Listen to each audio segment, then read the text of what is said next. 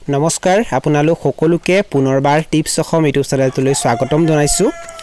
বন্ধু বান্ধৱীসকল এই গাহৰিজনী যে আপোনালোকে দেখিবলৈ পাইছে এই গাহৰিজনী মই যোৱা বছৰ কিনিছিলো আৰু গাহৰিজনী কিনি মই আধি পুহিব দিছিলো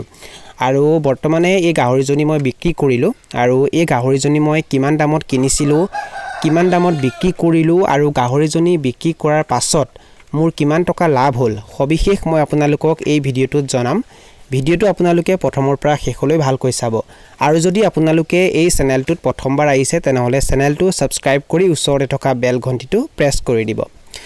সব বন্ধু বান্ধৱীসকল এই গাহৰিজনী মই যোৱা বছৰ কিনিছিলো আৰু এই গাহৰিজনী মই যোৱা বছৰ প্ৰায় 4000 টকাত কিনিছিলো আৰু গাহৰিজনী কিনাৰ পাছত বৰ বিশেষ একো খৰচ হোৱা নাই গাহৰিজনীক একো বেমাৰে আক্ৰমণ কৰা নাছিল গাহৰিজনী সুস্থই আছিল আৰু গাহৰিজনীক মাজতে এটা বেজি দিয়া হৈছিল এটো বেজি দিওতে 200 মান টকা খৰচ হৈছিল আৰু গাহৰিজনী বৰ্তমানে বিক্ৰী কৰা হৈ গৈছে আৰু গাহৰিজনী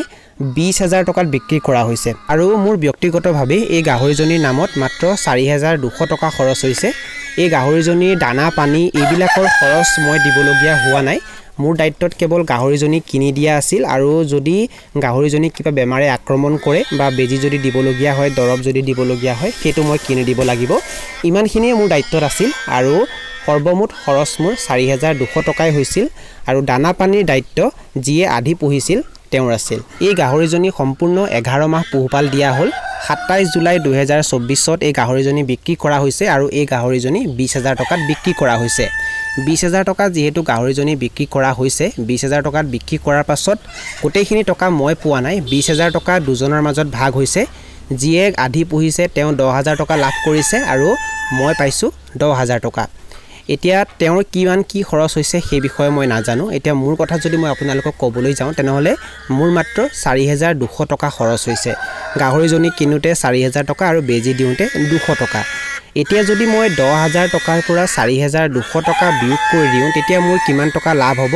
5800 টকা মই যেহেতু আপোনালোকক প্ৰথমতে জনাইছো এই গাহৰিজনী মই কেৱল কিনিহে দিছো চোৱাচিতা মই কৰিবলগীয়া হোৱা নাই দানা পানীৰ যোগান মই ধৰিবলগীয়া হোৱা নাই যিয়ে আধি পুহিছে তেওঁহে এই সকলো কাম কৰিছে আৰু মই কেৱল কিনিহে দিছিলো আৰু 4200 টকা লগাই মই এবছৰত মানে প্ৰায় 11 মাহত কিমান টকা লাভ অৰ্জন কৰিবলৈ সক্ষম হলো 5800 টকা এই 4200 টকাটো যদি মই গাহৰি পুহিব নিদি এই 4200 টকাটো যদি বেংকৰ সেভিংস একাউণ্টত জমা কৰি থৈ দিলো হয়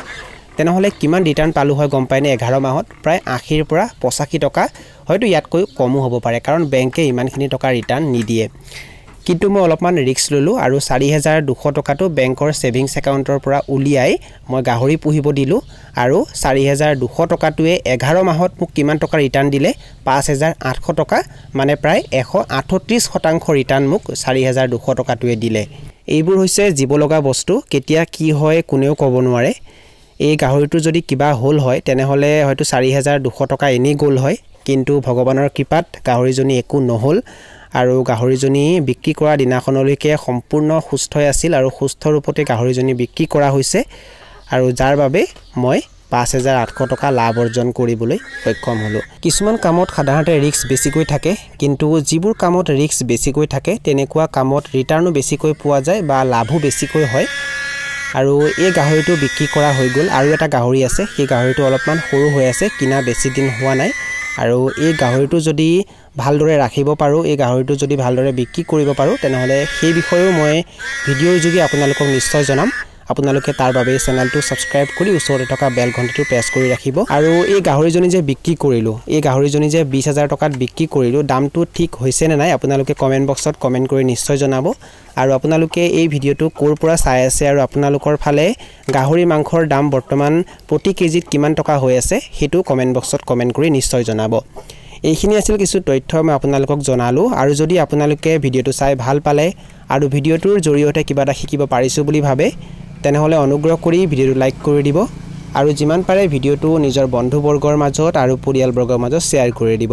এই ভিডিঅ'টো এইখিনিতে সামৰণি মাৰিছো ধন্যবাদ